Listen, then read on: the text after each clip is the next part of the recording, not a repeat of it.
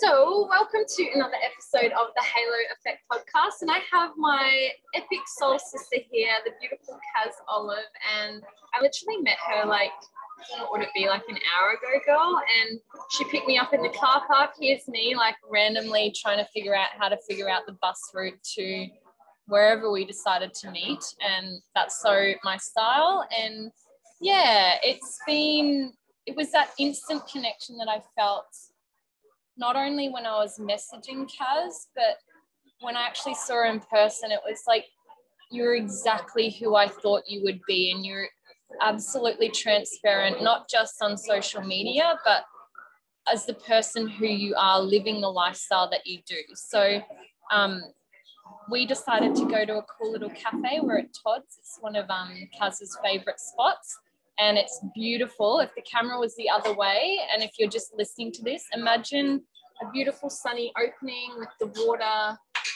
right in front of us. And if you're watching this on YouTube, you'll see that we're in a really nice lit up little booth here together. So without further ado, I normally do introduce my people who come on, but I'm going to get Kaz to do that herself, because I just find her interesting and awesome, and this is just going to flow however the hell it's going to flow, which has just been what our conversation's been like anyway, girls. So take it away. Tell us who you are, and yeah. Well, I'm Kaz Olive, and I have my business called Olive Therapies. So basically, in a nutshell, I help women discover their power and worth, and heal from trauma, from abuse or childhood trauma. Abuse, yeah. And that's come from some level of passion or background in this area, hasn't it? Yeah, well, I've had lived experience, I guess, for years of abuse, and then when I got through my own traumas and abuse with 3 different relationships, I jumped into a women's refuge and run a program there, helping women heal from abuse as well. Sort of helping them find safety and come up with their own safety plans to leave abusive situations. Was that here? Yeah. Was that where was that? Yeah, right here in Mandurah. What? Yeah. Do you still work closely with them or have contact with them? I didn't know that you did that. Oh really? Yeah, well that's just another notch on the belt. Yeah, well I left there last year. I worked there for 5 years, and I guess that's what sort of motivated me and driven me as well to run this program that I do. Yeah, because what I really felt, which is true for myself, was that women don't really, we're not really going to get too far ahead in life if we're constantly being held back by not having a strong sense of our own worth. Yeah, yeah, 100%.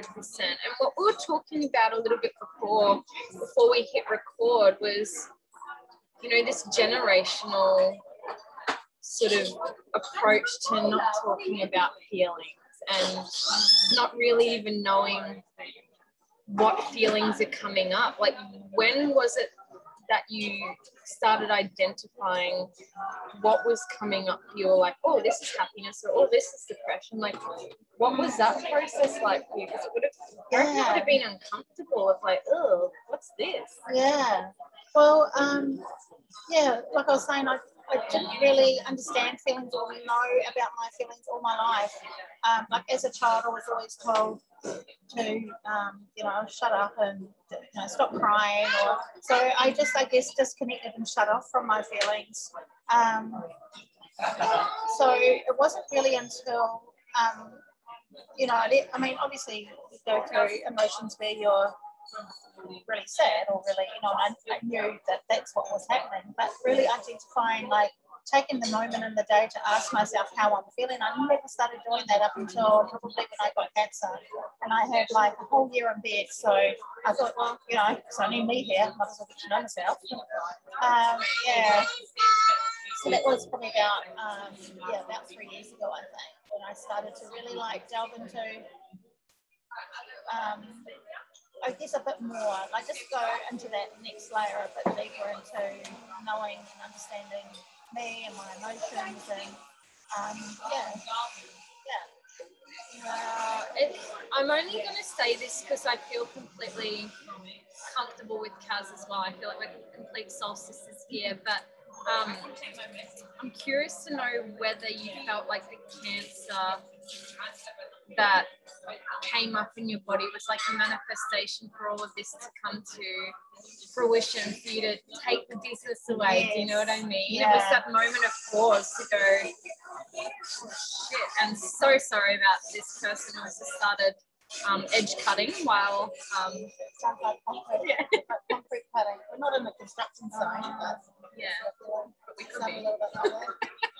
Let us focus on the calm motion. Yeah, exactly. You know what? Absolutely. I found, and I know this is not this, the same for everybody, but for me, getting cancer was like one of the greatest blessings that ever happened to me. Yeah. And I probably couldn't say that at the time either, because it was absolutely shit to go through it.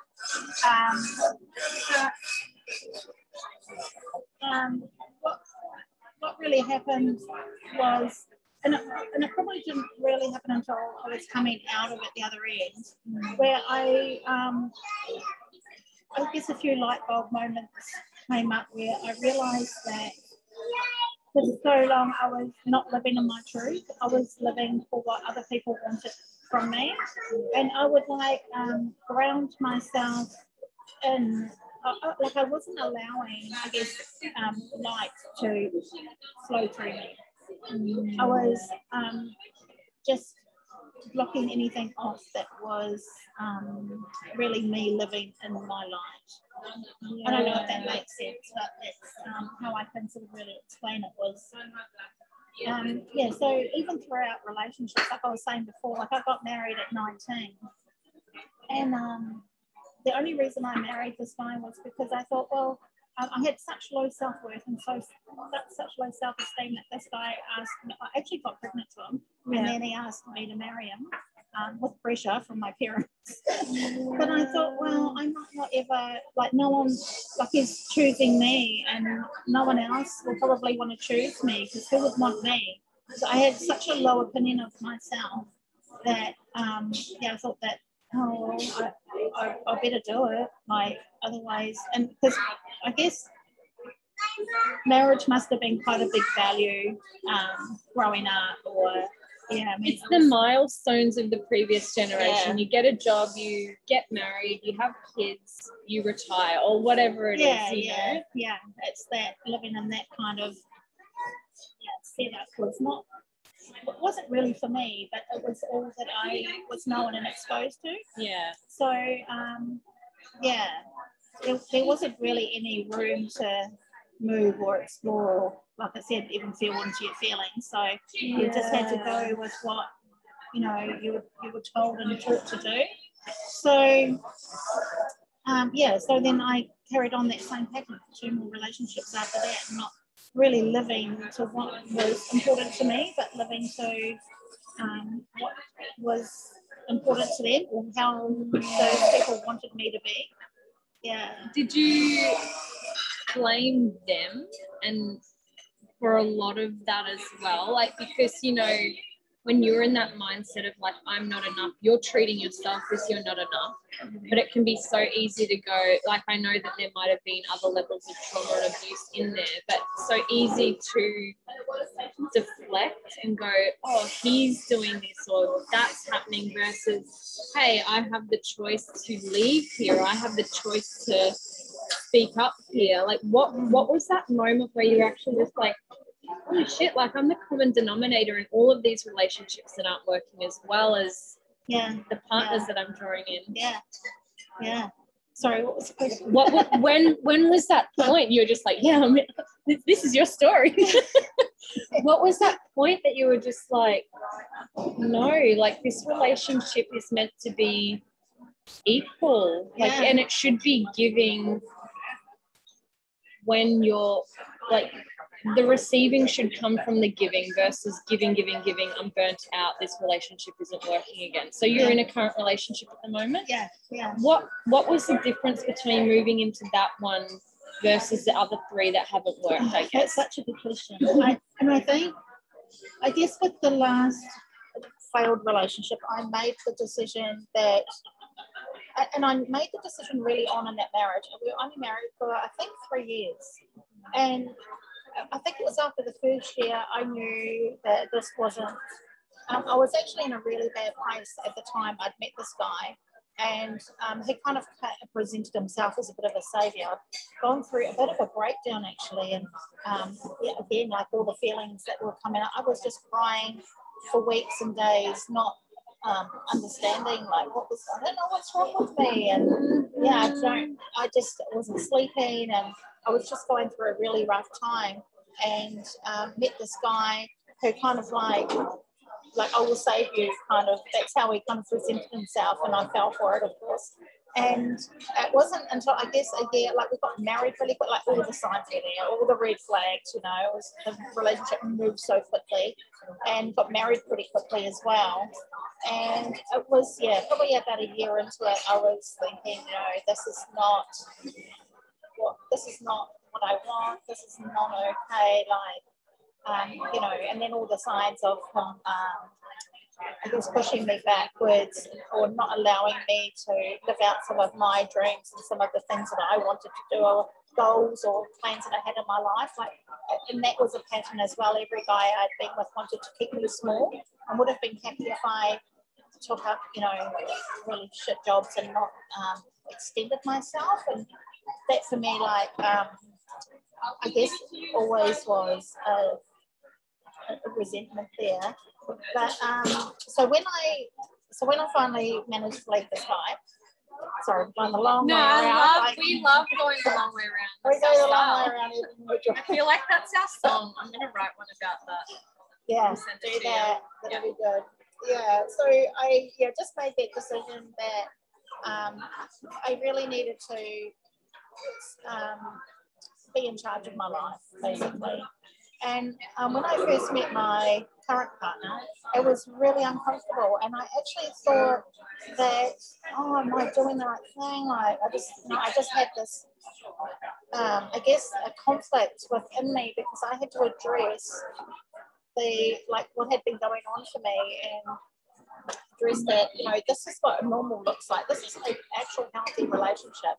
But because I'd never had it, it was outside of my comfort zone, because I'd just become so used to assholes, because that's, excuse my French, that's what I had known, that's all I had known, and I thought that was normal, even though, of course, a part of me didn't like it, and no part of me liked it. But I guess you go into the next relationship that is just as nasty as the previous one, because there's a piece in you, I think, that wants to fix what was wrong with the last one. Yeah, so it feels like unfinished business in that sense. Yeah. So it's like self-sabotage, really. Yeah, in a way it is. Yeah, so yeah, it did take probably a good year, I think, of being in a healthy relationship where, you know, we had equal, we divide the jobs out equally, we support each other in our hopes and dreams that we want, and encourage each other in that way. There was never, even in an argument, there was no fiery, nasty words, and that was really different for me. I was just sort of waiting for him to come out with something abusive, I guess. But just what we just thought. I mean, it wasn't perfect, and it took us a while to find our groove with it. But it was really different. So it took a while to get used to what normal and healthy and what a good relationship should look like. No, I love it, because I think it just is like success in any area of life. Like, if you're doing the same behaviors and the same patterns that you've been previously doing that haven't been working, you need to try something new. And for you to have that awareness, like in the relationship, of like, it could be so easy to just find someone who is controlling you, who is allowing you to stay small and go, oh, this feels familiar. I know exactly how this is going to play out. So like, there was that level. I know you love like kind of going the long way around, or like having those little bits of risk, but it's like when it's in relationship, it can feel so scary for the uncertain. And like for this new fellow that you're with, it sounds awesome. It's like that would have been scary going into it. Like, oh, can I talk about this? Like, oh, I'm allowed to have choices. Oh, you want to hear my opinion? Like, well, like, do I don't even know what to say now because you're so used to being cut off or kept small. Yeah. Or on the defensive, like every relationship I've been in, I was always defending myself, always being on the defensive. So it, when you're in that mode, you're so closed and you're so shut down because you're not able to really have beautiful, open communication and share ideas, and because everything that you say can be used against you, and that's what abusive relationships do. They shut you down. You must get some you must get some incredible people coming onto your team that would really, really benefit from hearing your story, because I think it's just about finding that person just at the right time who has gotten through something that they're going through or can relate to as well. So I think it's really powerful that you decided to share your story to add value, and it's exactly why we're doing this now. Like if anybody's listening to this like in an abusive relationship, or hi little girl, a little follower up there. So that's so something I'd do as well. I'd be like, but me age like 27 doing it, not as like a teenager. When you're pulling up in the car and there's like a car next to you with kids. Yeah. Totally. But in a funny place. Yes. It's like, oh my God, when did you do that last week? Like that was me. Our dad would always, like my sister and I would do that, and he'd be like, stop waving. Like, why wouldn't you allow a kid to wave? Like that is so innocent. It's probably really distracting for parents. But anyway, on our little tangent as we went, don't even know what we're talking about. I was actually a little bit serious. Yeah, if you are in an abusive relationship, it was. Like if you want to reach out to Kaz or something that she's saying is resonating with you, like reach out to her. Literally, I stalked her down, slid into her DMs, and then next minute we're hanging out at a cafe, and she's that kind of girl that will give you the time of day to listen. And even if you don't feel comfortable messaging, like join her Facebook group, which I'm also a part of as well, and we'll get to all of the details towards the end, but I just wanted to slip that in there. If you're like, how do I take action, like what do I do to get in contact or do something in this moment, because I'm sure that you had many impulses or thoughts go through your mind at the time that you were in those relationships, and like, this can't be the only way, but then you feel so trapped. Like, how do I move forward? How do I leave this? I've got kids, I've got bills to pay, I kind of don't believe in myself that I'm ever going to amount to anything. Like, how did you navigate through that? And who were your teachers or people that you surrounded yourself to get you to where you are now? Because you're just such a boss babe. Well, a part of the reason why I'm doing this work is because I wish that somebody was there to tell me all this stuff and to be like understanding and non-judgy in my situation then as well. Whereas I think especially when I was younger, the people that I had around me were very you've got to stay in a relationship, you've got to make it work, relationships take hard work, and it was really one-sided, like it was me that had to do all this work and just accept all this bullshit really. But that's why I'm really in this work. I guess at the end of the day is I want to be that person for others, that didn't have someone like me to say, doesn't have someone like me to say, hey, you're okay, you're just, you're amazing, you can do this. And provide those steps. So the way, to get to that question, so the way I left relationships is Firstly, I think that every relationship I was in that I wanted to get out of, it always revolved around money. Financial abuse is probably the number one abuse that women experience. So, and it's so common. Like, I think most women in their life at some point has experienced some form of financial abuse. Is that what I said? You said financial abuse. Yeah. So I think one of the first steps is to just look into that and go and see a lawyer if you need to see a lawyer. Just get all your information straight. Get all the advice you need first. Start making a plan. Like, I know originally I used to think that, if I want to leave, I've got to pack up and leave right then.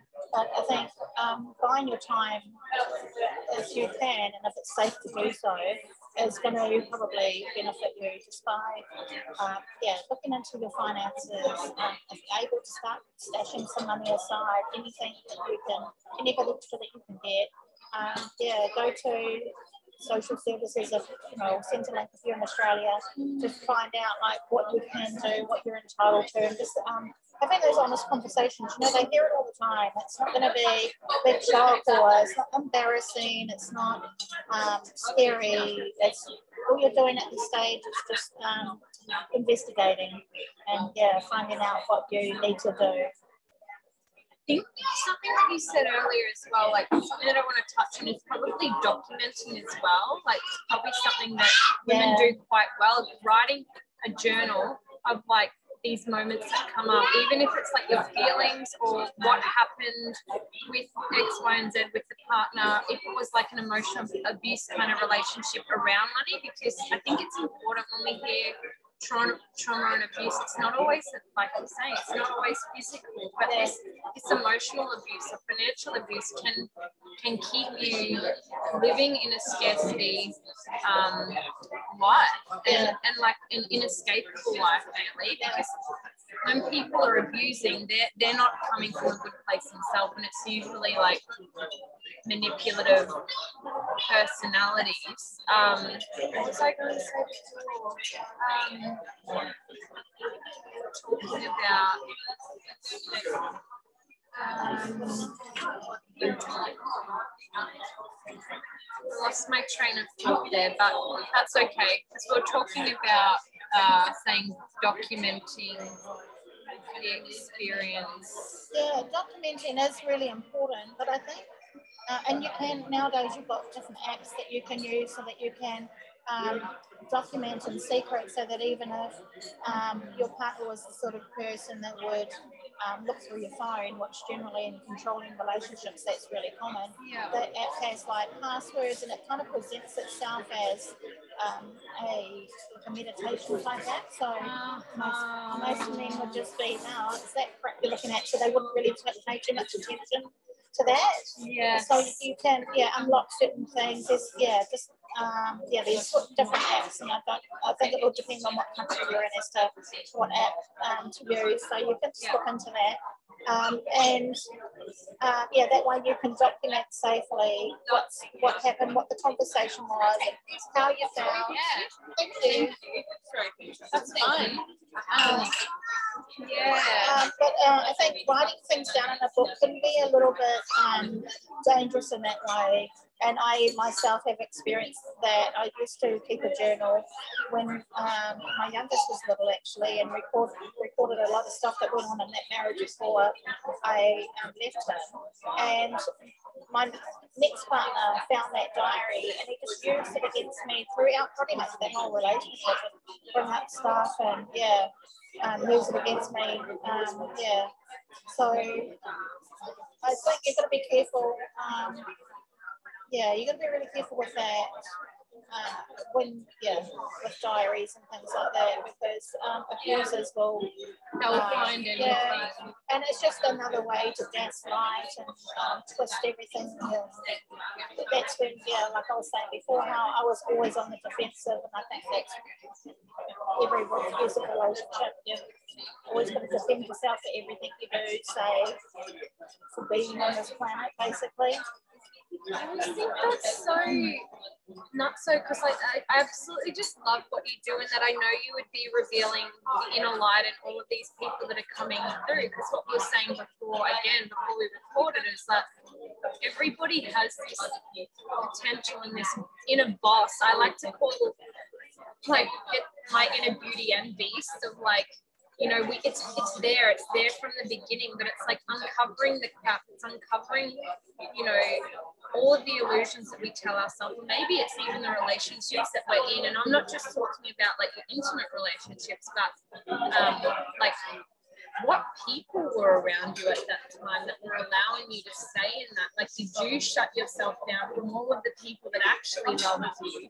And versus now, because I feel like your world, you'd almost be a shell of yourself when you think about where you were before. Like, have you got a lot of relationships, friendships, all of that have stuck through this time, or have they naturally kind of fallen away, and have you formed a whole new other super tribe?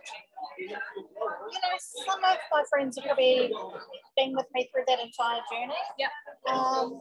And I guess I probably didn't share everything about that relationship or how I was feeling through that. Because, you know, a lot of it was emotional abuse. You know, if I'd come out with bruises, it might be different. But, yeah, a lot of those relationships were, some form of emotional abuse. So it wasn't something like, and I guess the friendships that I had that have been through me through all those times, they haven't sort of been based on what's going on, for, you know, like really talking that deeply. Yeah. So even though, you know, one particular friend, I probably turned up on her doorstep several times and slept on her couch or whatever, text her in the night and things like that. So, yeah, she's been stable and been there for me. Like, it's always good to know you've got somebody that you can just turn up to, and there's not too many questions asked apart from, oh my God, we'll leave him. But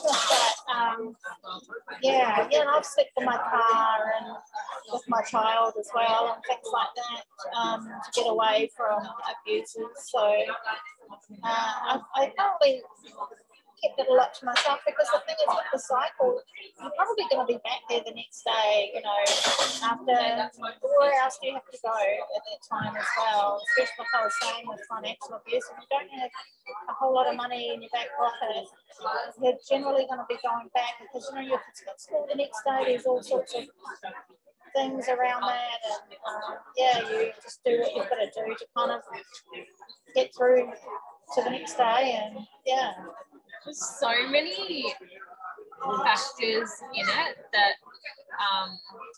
like your level of self-awareness now is not come without years of experience, and I'm sure you're still going through things like you're saying when you get to share your story. You're like, oh, that's why this is happening, and it's connecting the dots. Like, and I think of it in terms of things similar to like mental illness as well. I don't think it's, you know, it's an experience that is always going to be etched into you, but it's how you choose to respond moving forward. Like, do you have any triggers that you go, or like with your current partner, or what I might say, or people might say, that kind of takes you back to a moment that wasn't great? Like, you don't have to share that, but I'd be curious whether your triggers are similar to, is there like a common trigger that people go through, or the clients that you've been in? I don't think so. I think it's different for everyone, because everyone's personality and our resilience and whatever, it can all be different on different levels of life. And it probably also depends on what kind of situations you're exposed to a lot. But I think I have probably protected myself a lot when I was talking about how you can, I have this ability to just connect quite easily now. And I think when difficult emotions come up, that's where I ask myself, you know, what's going on for me? Why am I feeling this way, before I disconnect, so that I can really like understand myself and understand why, then bring in a lot of love and kindness. And that's something that I've really had to learn, is to not run from the feeling or cut it off. It's just to face it and sit with it, and then bring in how I would speak to my child, with love and understanding and non-judgment. And so I bring a lot of that into any trigger. And it might be previously it might have shaken me, like if something happened, I might not have even asked any of those questions and be wondering why I feel so shaken for days and days. But now, it still affects me, but I'll just be able to move through it a lot quicker because, I just really nurture myself through any shaken feelings, or that's the only way I can really describe it. You just feel a little bit like a stunned mullet or a deer in the headlights. It's like your flight or freeze response. So when you can see that that's happening to you, it's and for some people and for me, there might not be a trigger. It might not be there might not be a particular event that's happened. It might just in the middle of the day be feeling this way. What's going on? Why am I feeling like this? And without stressing myself out too much trying to figure it out, I just bring in the love and then ask myself, and your inner child will always tell you what you need. As long as you understand what your needs are in that moment, then you're going to move through those emotions really quickly rather than being stuck for days or weeks. I love it. I love bringing back the inner child, and it really is such an important thing to come back to, because your inner child always wants it's unconditional love. I think that's where it comes from. And I think another one of Universe's gifts was that you had 3 boys, Kaz. And so do you have like a legacy that you want to leave behind with them? Like, I know that they might be at various ages of maturity, but how do you go about educating them, I guess, about what you've gone through? Do you talk directly with them, or are you more so like, this is what I do for work? They kind of know bits and pieces, so that you can have the men in your life that you've raised to not do unto women what was done unto you. And that's a really hard one, and it's probably it's a difficult one to answer because they've also been through what I've been through. Interesting. So their experience has been through from a child. So in a way, I've had to really battle with knowing that my life has created trauma in my children. So that's been obviously really painful, and I've carried guilt for many years over it. Yeah. But they're all adults now. And they've got their own families, and I just absolutely love their partners. They're gorgeous girls. So I actually wanted one child, just one kid, and I wanted a girl, but ended up with 3 boys. But now I'm blessed with 2 amazing daughter-in-laws. So I don't know why I was converting to that, but I'm just really like boys are the best. They give the best hugs. So I think now for me, they do know what I do. I guess to varying degrees. They don't ask too much about it, but I just try to be and really bring in as much loving kindness in our conversations as I can, but highlight also the truth, so that to help them. I try to advise them, but it's want to do what they want to do, just as I did as a child as well. It's so amazing because kids are so receptive, and I think I always felt protective of my mother as a kid, so it's I'm sure the boys even having more of a level of don't you hurt my mum attitude as they've gotten older. I think that would most naturally make them want to look after the ladies that they're with, or look for women that they really do respect. And 2 kids could go 2 different ways and continue down the path of abuse, but for most kids they want what they don't have, and they want to do something that they didn't see, and it's I don't want to have that feeling, so how can I not have that. I don't want my partner to have to go through that. And so while you went through that and probably still have those levels of guilt, I don't know how much you've worked through, it's like, you know, when you have the level of gratitude of what you've gone through, you hope at some point that they'll just go, I'm so grateful that Mum is who she is. Because, they sound like really beautiful souls. I almost feel like I'm your adopted daughter / sister / I'm probably going to meet them one day and just be like, hey guys, I don't know who you are, but sort of do and sort of feel like you're my brother. Hey guys, big girls. Exactly. It's like, didn't you just meet her yesterday? Yeah. But she's moving in, so get out. Kids on the couch. Auntie's here to stay. Auntie, that's what my sister says for so she has 2 dogs, her and her partner have 2 dogs, and Joyce has this voice, she's like, Auntie. I'm like, I am Auntie. It's like, I feel like I'm Auntie and Mama, but without the kids, without the dogs, without anything, just universal Auntie, and I love that. That's cool. Yeah, you definitely do give off that vibe. I love you. I just love your story. I love your personality, and I love I guess I love the why behind everything that you do, and it's something that I've been talking about a lot lately, which is I don't know if you've heard about Simon Sinek and like starting with why. And you know, so many people can go, they can tell you what they do, and it's like anybody can tell you what they do, and it's like, oh hi, what do you do? It's like, oh shoot me, if somebody asks me that question and here's this podcast, unless you're joking, I will actually punch you. It's just such a head question. And when we get to like the gooey heart center of why, that is what leads you to build your team around you and your soul clients. Like I can tell you right now, if you started saying, oh, what I do is I blah blah blah, I can guarantee you wouldn't have the amount of people filtering into your closed Facebook group that you do. You wouldn't have the people that, like me, go, oh, like I want to know more about you. Like, tell me even more about that why. Because it's just such a compelling part of our story as to where we got to be, where we wanted to be. Like if you hadn't gone through abuse, or you'd just be like, oh, it just sounded like a kind of cool idea. I don't know, it was popular at the time, like probably not going to hang out. Like there's no depth to that.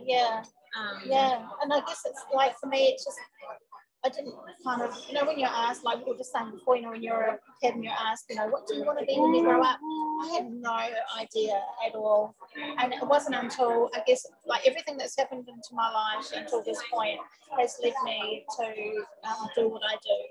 And I think without all those life experiences and without what I've learned along the way, how can I give value to others doing this job? So I can be, definitely so grateful for the experiences that I've had. And I hear that a lot from women as well, like, oh, I'm so glad that you did it. Like, I know that you've been through this, so you understand what I'm saying. You know, there's no, I guess there's no guilt and shame. What comes through too, when somebody's gone through something, anything, you have a level of compassion that you literally, what you would give off is like, I get it. And it's the no judgment vibe. So I know that anywhere that I walk into, when you feel judgment, and it's like, it's usually the judgment that you have on yourself, but it's like, you know that that person doesn't understand. So like already you just being able to either talk to that woman or whatever and connect in that way, or link them to another lady that has a similar story. It's like finally I get it, because like what we said before too, you have your friends and your family, but how often do you actually get the chance to talk about all of the things that you've gone through without feeling like a negative Nancy, or like, the people going, well, just leave him. It's like, I get what you're saying. Like, I understand that, and I know that that is something that I need to do, but at this point, I'm needing to be heard. I'm needing to be like listened to and supported through this process. It might take longer than just leave. For sure. That's really important to have supportive people in your life, and to go and search those out, and not close yourself off from creating new connections with people. And it's so good, like the age of the internet, that makes me sound old even talking about this, but it's so important, like, and it's so accessible now for us to be able to like find groups out on Facebook that really resonate with you and that are going to just lift up your spirits a bit and help you feel like, oh my God, I'm not crazy. This is, I am crazy, but I'm not crazy. Yeah. I'm crazy in all the good ways, but like not making this up in my mind. Yeah. Oh, like what resources,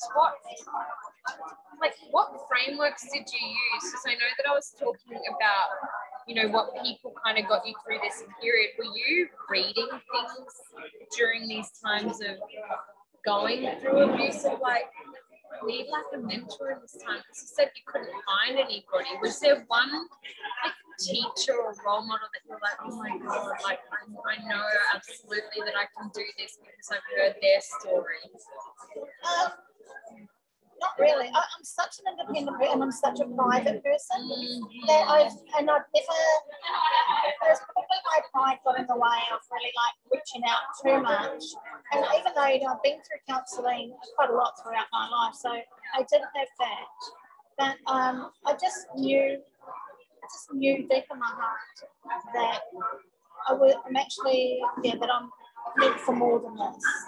Yeah, I just knew that for me, and everyone's going to be different in what really is their driving force for change. But I just knew that there's more. I'm here I'm on this planet, and I always get this belief as well that, and I've told my kids this over and over again, make sure you leave this planet better than it is when you arrived. So I just knew that there was something more for me and something that I had to give. Yeah. I love that. It's like your legacy right there is leaving the place more valuable than when you entered into it.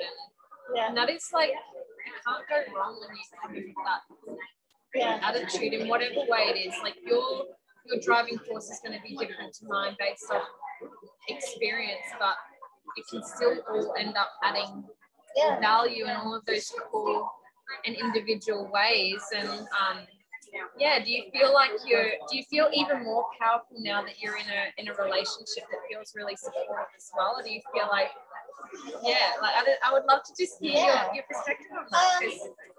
I think I'd still be this. I'd obviously be the same as if I was single or in a relationship. What I like about this relationship is that I can be who I am, and he just 100% supports everything that I'm doing. And always wants to know, and is always asking questions, and is just interested in that's something that I've never been used to. I've always had to just keep it to myself because everything you say and do can be used against you in abusive relationships. So I guess for me it's still finding that balance so that we've got like time to build our relationship plus time to build my business. And I'm just so passionate about what I do, and I'm stoked that he is just as passionate. So that's I think what a good relationship is meant to be like. 100%. I love that you I just love people who love what they do.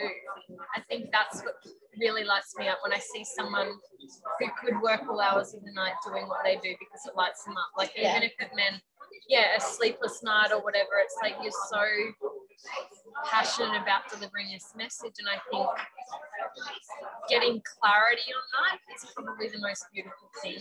When, that moment where you go, oh, like this is it. Like I finally know who I am. Because what was it when we were in the car that you were just saying, like, I just didn't know who I was or what I was doing. Maybe it was just before when you were like a little kid, never knowing who you wanted to be. But then, like, this is a reminder that you can be any age and discover that or rediscover it. Because at some point, you were so carefree and wild and, said anything that was on your mind, like, I'm going to be this and I'm going to do that. And then all of a sudden we grow up with people shutting us down or whatever it is. You might be in a really encouraging sort of environment, but I think a lot of people kind of tell you you're always dreaming too big or oh, that sounds crazy, or that sounds different to what I've done. But once you get to the point where, like, Kaz has gotten with herself and her business, it's like, I think that's when a whole new world opens up to you, that you're just like, I kept myself closed from this me this whole time. Like, yeah. And I think for me, when I went through cancer, is when I decided that part of that lesson of cancer was allowing, to stop shutting myself down, that I needed to focus on what it is that was my truth and really live authentically in that and allow light to shine through me rather than always shutting it off, trying to ground myself away from it. I don't know where I was going with that. That's question. okay, because I just remembered another question that I've gotten before, so we work well like that, because I was just wondering, like, what are your daily practices to allow you to, like, feel that love? Is it some sort of, like, is it, you don't strike me as it being, oh, it has to be exactly this time, this day. It's like, it might be a feeling when you wake up, like, oh, I'm going to go for a walk near the water today, or I'm going to do my loving kindness meditation. Like, what does your daily routine look like generally? Good question. I think something that I have really learned in the last couple of years is, like, waking up, like, when we wake up in the morning, it's our very first moment of consciousness to really just bring in what it is that we intend to live our life in, or what beliefs do we want to carry into this day, because otherwise we're such, like, we're just on repeat, aren't we? We're just like on this conveyor belt, so we do the same thing with our thoughts and our beliefs. If we don't really challenge them and make a true intention of how we want our life to be, we'll just repeat the same shit in a different day. So the first thing I do when I wake up is I close my eyes again. You're like, oh no, fuck this. Whole life, damn it. Tap it out. Yes, and that's how the podcast ends. There's no more to this story. That is such a real. I literally did that this morning as well. I, like, woke up and I was like, gratitude. Hides in corner. That's fucking brilliant. I want that as my closing line. Like, what do you do when you wake up? I close my eyes. Amazing. You're the best. Please tell me. So, in closing my eyes again, I really go back to sleep. No, sorry, I'm just. Well, sometimes, if you do need, like, you've got to really, like, know what you need. Yeah. But in closing my eyes again, it's more about, like, taking that moment to be thankful for, and I even, like, okay, now I might sound weird. I start, like, rubbing my bed, and, just like rubbing the sheets in the bed and go, thank you, bed, or, thank you, day, and I, might turn around to my partner and go, what kind of day is it going to be today? He's such a weather man. He's going to, like, let me know what the weather's going to do. Men are so like that. I'm just like, I'll figure it out when I go outside. But what's the day going to be? And then, just taking that moment to just breathe into the day and just soak into the intention that I have for that day, and calling in, like, my guides and my angels, and just saying thanks really for the day. And I think that helps to then focus, like, my friend calls it the yellow brick road. She says, just, you're on your way to your yellow brick road, and I love that. But I love yellow too. Yeah, but I always say to her, no, I'm going to stay in my lane, because you can get really distracted with, what people are saying, what, comments on Facebook, or, just get lost in consumer mentality. Or scrolling, and you can just go off track so easily. There's so many distractions. So I always just say I'm staying in my lane. I'm focusing on what my goals, what my intentions are, what I want for my life. I'm calling that into the now. So that's how I start my day.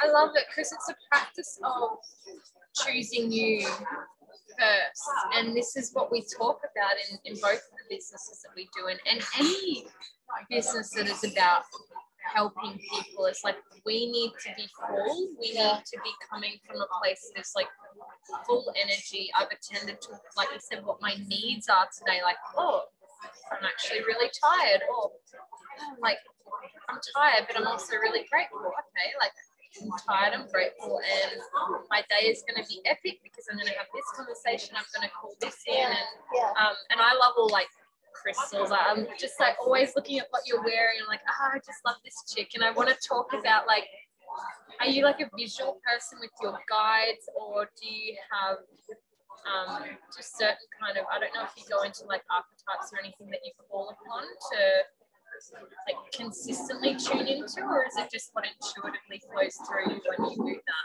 Yeah, I know everyone's so different, and there's some people have this like, are you a this, are you a that, are you a, I don't know, all the different clairvoyants that are out there. I'm like, I don't really know what they all are, but I guess for me, it's just a knowing. I just have an intuitive knowing. And so when I do energy healing, when I'm calling in guides and stuff, I can visually see them, but I just know, I just have a knowing that presence is there. And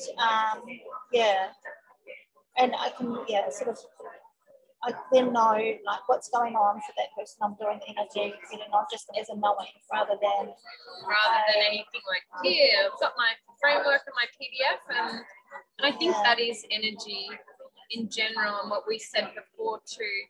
It's what you choose to believe. If you choose to be healthy, you are healthy. If you choose to embark on a healing path or see something as healing for you, it will be. It's this, like, it's kind of like the placebo effect of life. If you take the placebo pill for life, of like, you're just going to own, chances are you're going to own. I love that approach, that it is so easy to not think that, but it's so easy to think that. So why would you not just take the chance to be grateful, or take the chance to go, it's going to be an awesome day. Everything could go wrong. But how could you choose to see that as like a blessing? Did you come across somebody that you never normally would speak to, or did you make it a funny story for the day? Like for me, I know so many people love certainty, and it probably scares the crap out of them to think that I didn't even plan the bus ride here this morning. But that for us was like a joke in the car, and it was like, it felt like it even bonded us further of like, oh, I feel like I kind of understand your personality. You're crazy and weird, and I love it. And it's that kind of thing. When we can embrace into that, into the trust or the faith, I think that's when life gets pretty magical. Yeah, definitely. And it's even else, like when you really have that intention for how you want your life to be, and where you want your life to, what direction you want your life to go in, and then leaving it open and trusting that the universe has got your back. And I think, but first I think you need to really learn to trust yourself, and that's where the very foundations of my work. And in my program, that's one of the first things I do is to help women to really, I guess, learn to trust themselves first. Because even though, we might think that sounds like, well, of course I trust myself, but it's when you've kind of made, or you start being down on yourself or angry at yourself for all the mistakes that have happened, or you think they are mistakes, you can really kind of go, well, I'm no good at relationships, or gosh, a failure at this or that, So it's like, calling in that, or honing back into the love of yourself and trusting in who you are and where you are, that you can trust who you are. That's kind of like the activity that I did with on team meeting last night, was like the 7 levels deep of your why. And I think throughout this whole conversation, which is where we'll kind of wrap it up with, is you never want to be in a position where you're not trusting yourself again. So you're holding yourself accountable by doing all of the work that you do with other women to really encourage that and instill that in them. And I think that trust is such a huge, it's the grounding block of any relationship. When we go in with the intention of trust, or set the intention that's like, I'll trust you, and you give me reason to not. Like, you have 100% my trust until you don't. It's not going in wary of like, oh, you earn my trust. We're at 50% now. It's like, no, you've got it all. Yeah. So you choose wisely how you continue to keep that kind of thing. And yeah. like, if that makes sense. It does, yeah. And I think Matthew McConaughey had said it in one of the podcasts I'd heard him speak in, and it just kind of rang true to me of like how many people go into something like wary, and their trust barrier is like, oh, this could go either way, sort of sitting with the tank half full. But it's like, if we go in with full trust, like, I trust Kaz. You've given me absolutely no reason not to trust you. And like, even throughout this whole process of meeting you, hanging out, all of that, it's like, I feel like my trust level just keeps going up. So it's like, we can continue to be open and be in groups like with what you do with those sort of women and that sort of attitude. Like, trust is so empowering. It just, I feel like it literally could lead you to leave the relationship that you're in, or just to kind of like engage in the work that you want to do to help others. If you know, like, if you're needing just more education around the area of work. It's such a, I just genuinely, I know I've said it before, I'm like, genuinely love what you do. I love who you are as a person. And so, like, where can people find you? Where is the best point of contact? The best way to find me would be on Facebook, I'd say, at Kaz Olive. Or you can Google www.olivetherapies.com, and you can email me through there as well. I'll include all of that in the show notes anyway. But this podcast could actually go for hours and hours and hours. So I'm going to choose to call the quits here, and we're going to enjoy some delicious food and probably another coffee at some point. Yes. Which will be more awesome. of this amazing view. See if I can turn it around. For the people who are listening on the podcast, they probably are just like, what is happening? I hear rustling. But for those of you watching on YouTube, we're in this such a beautiful part of Western Australia, and like I said to Kaz, I could be anywhere in the world. If I'm with beautiful people like this lady, I'm happy and I'm vibing. So thank you for listening, viewing. If you have any comments or questions, either get in contact with myself or Kaz. Like, she's super cruisy. Otherwise, like, share this, like this, do whatever you want with this. Do you have any final words that you want to leave for our viewers? Do you have like a favorite quote or a favorite song lyric that always goes through your mind? I love this kind of stuff. I hate being put on the spot like that. I can never think like. You'll think of 20 when we're driving. Yeah, probably. Yeah, that's right. I don't know. I guess my parting words is just find that little glimmer of love that you have for yourself, and or if you don't feel any love for yourself, find the love that you have for something else that's really important to you, and direct that same love you've got for your child or your mother or whoever, and give that same love back to yourself as well and to the planet. I love that. Do you do little practices in your closed group like that, where you lead? Yeah. There's lots of like tips and tools and techniques. And one that I've just recently come into realization is how okay, this could go on for a little I know. I was just like, oh, here we go again. That's fine. Sorry, the podcast is not ending. Yes, this is so awesome. So I have recently discovered how molecules in water can change. Yes. Yeah, when we so if you're directing love, so for some people, so the whole thing is, so if you find it really impossible to love yourself because you have that much hatred towards you or that much criticism and judgment, what you can do is grab a glass of water and direct, or think about something that you really love or someone that you really love, and direct that energy into this glass of water, and then for as long as you can.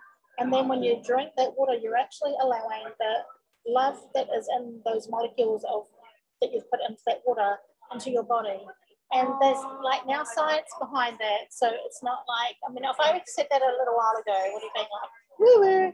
But and people still have whatever they think about it. But there are books on it where like water that's ignored does worse off, like the actual structure of the molecule of the water frozen or in like a snowflake form or whatever is different to the one that was loved and given attention to. Ignoring is like the worst one of them all. Even like hatred and saying terrible words to, we're saying water here,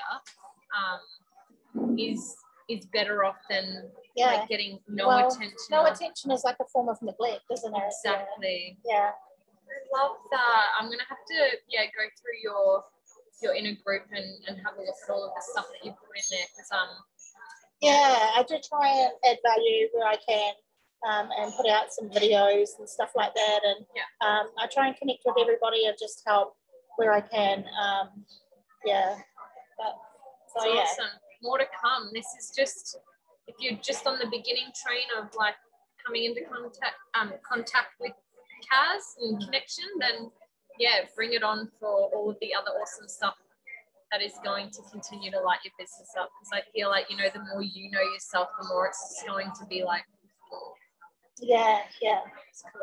The more we grow, the more we can offer, the more we can give. Exactly.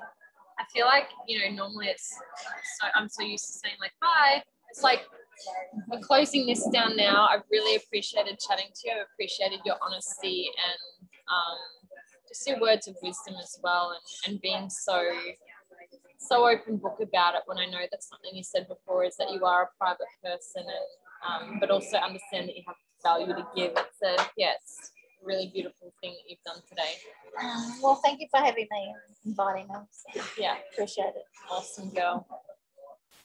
Bye.